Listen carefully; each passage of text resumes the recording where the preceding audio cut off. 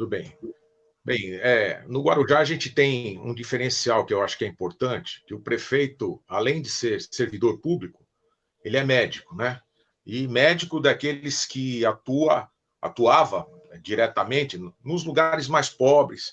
E um dos programas que ele mais trabalhou foi o PID, né? Programa de Internação Domiciliar, que é um programa importante e que tem recurso do governo federal para implantar e faz muita diferença no combate às doenças que são normais em locais de subhabitação, em assentamentos irregulares. São dois programas interessantíssimos. É o PID, o Programa de Internação Domiciliar, e o PAD, Programa de Atendimento Domiciliar. Você faz uma programação, apresenta ao Ministério da Saúde e, com a aprovação, eles encaminham recursos para que você mantenha esse programa em funcionamento. O prefeito, não sei se vocês sabem, anunciou hoje que ele fez o exame e foi diagnosticado com o Covid, né? Ele está estabilizado, não está sentindo assim nada de anormal, ao menos por enquanto. Já está afastado e trabalhando trabalhando em home, né? Está trabalhando à distância. Nós tivemos uma reunião hoje importante com relação ao prosseguimento do processo de abertura. Não tem outro jeito, a gente tem que administrar esse problema, porque as prefeituras precisam, todas as prefeituras precisam de recursos, e esses recursos advêm dos impostos, e as pessoas só conseguem pagar impostos na medida que elas têm condição de ter recebimento, de ter o seu trabalho em curso, né? E realmente o tempo em que as pessoas tiveram que parar foi muito grande, e isso faz muita diferença na arrecadação das prefeituras, no momento em que a ação das prefeituras é muito importante, porque tem que cobrir as falhas da saúde, que não são falhas diretamente relacionadas, não estão atreladas à ação direta da prefeitura. Na verdade, eu penso que a saúde é um problema nacional. Esse problema de falta de condições de atendimento não é de agora, não é exclusivo em função do Covid. Já antes, todos nós ouvíamos falar da falta de leitos hospitalares de UTI, né? Basta a gente ter em mente que de 5.565 municípios, antes da pandemia, nem 10% desse número tinham unidades, tinham instalações de UTI. Veja, nem 10% de 5.565 municípios tinham UTI. E nesses municípios, mesmo nesses municípios em que existiam UTIs, nem sempre, na maioria das vezes, o número de leitos não era aquele adequado não é nem para a população, para o perfil da população que tem as cidades. É de pasmar a gente ter a notícia de que no estado do Amazonas, somente em Manaus, existiam leitos de UTI, né?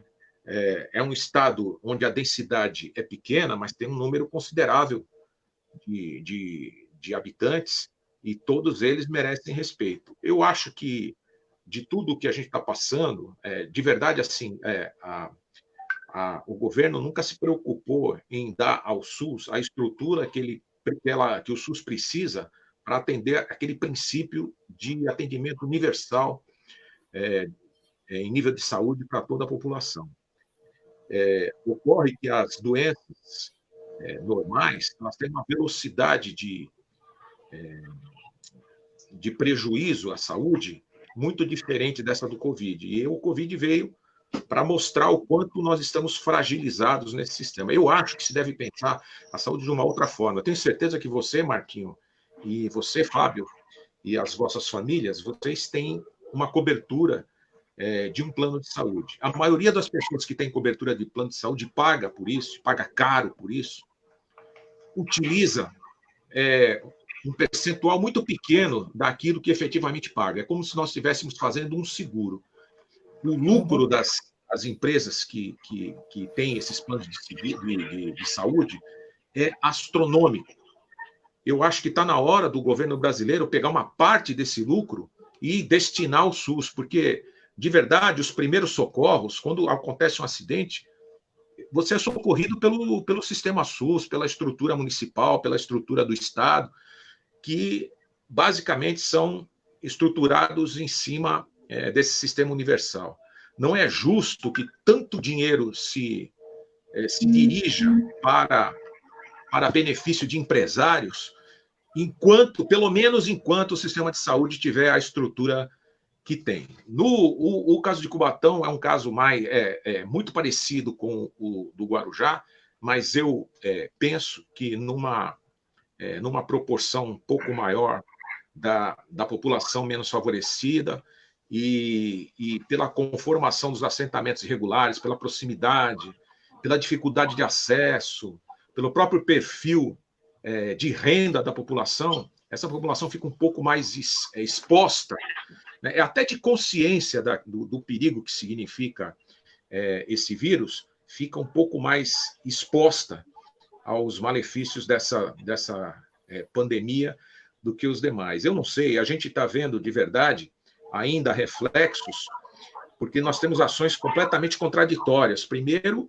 tem que se fazer a quarentena, depois vem um socorro financeiro para as populações de baixa renda de uma forma que praticamente impele a população a se aglomerar em filas da Caixa Econômica, das loterias, etc. Talvez a gente esteja vendo hoje o pico resultante dessas aglomerações. E agora, a flexibilização, se não feita com a devida consciência, responsabilidade, também vai promover um segundo pico. E é muito difícil, porque, de verdade, não existe, não existirá, não tem condições de existir número de leitos com UTI suficientes para atender a população se todo mundo for infectado no mesmo período, no mesmo momento. É uma situação bem difícil. Todos os prefeitos estão na berlinda, porque, inclusive, na questão de pré-candidatura, essa fase pré-eleitoral, pouco se vê agora falar nos pré-candidatos, ou se ouve falar em movimento, se fala em cima das ações dos prefeitos, né? E, assim, aquele que fizer muito terá reclamos por ter feito demais, né? Por ter muita precaução. Os que fizerem pouco terão reclamos por terem feito pouco. É muito difícil contentar todos. É uma situação completamente inusitada para nós, para todo mundo, né? Para os que são da nossa geração, para os novos. A velocidade é uma velocidade estonteante, a facilidade de propagação é impressionante, não escolhe idade, não escolhe sexo, não escolhe faixa de renda, atinge a todo mundo, né? E, de verdade, as condições são muito precárias. Então, assim, o grande percentual de sucesso nesse processo, que, de verdade, ninguém sabe quanto vai durar, até porque pode haver reincidência com uma outra forma, depende muito da consciência, da responsabilidade e do conhecimento de cada um na proteção de si mesmo, da sua família, dos seus entes queridos e de toda a comunidade. Adalto, deixa eu te fazer uma pergunta. Você que tem essa larga experiência em administração pública, você tem visto muitos comentários na televisão. Você acha que vai ter muito secretário, muito prefeito, muito governador saindo algemado depois dessa pandemia? Infelizmente, o prefeito lá costuma dizer assim que nos momentos de crise é que se conhece o verdadeiro perfil de caráter de cada uma das pessoas. Existem aproveitadores em todos os momentos, né? E eles estão sempre procurando uma oportunidade. É triste quando a gente vê uma senhora de idade ser enganada na fila do banco por uma pessoa que está até uniformizada, às vezes. Caso que ocorreu na minha família com a minha mãe. Uma pessoa uniformizada com o emblema do banco e tal, enganou a minha mãe e levou o cartão dela. Então, o perfil desse tipo de pessoa, ele não quer saber se é idoso, se tem uma pandemia, ele quer se aproveitar de qualquer maneira. E você tem esse tipo de postura infeliz, porque um sujeito como esse não merece nem a mínima consideração em todos os níveis, né, em todas as áreas, E quanto maior a crise, mais oportunidade aparece, ou pelo menos eles pensam, assim pensam, né, para se aproveitar e ter um resultado aí positivo, que no fim, eu tenho certeza, esse tipo de coisa, isso não gera benefício, né? O recurso que vem dessa forma, ele traz uma energia negativa, que mais cedo ou mais tarde, isso vai retornar para essa pessoa que se aproveita de um momento tão crítico quanto esse, quando as pessoas deveriam estar pensando melhor naquilo que tem valor e não naquilo que tem preço, né?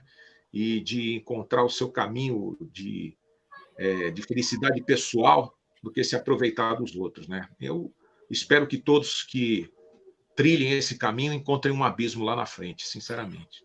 Tá bom. Fábio, deixa o Adalberto responder essa pergunta da Viviane Figueira e depois você faz a sua pergunta para ele. Tá bom, até porque também seria essa também. Viviane? Você combinou com a Vivi?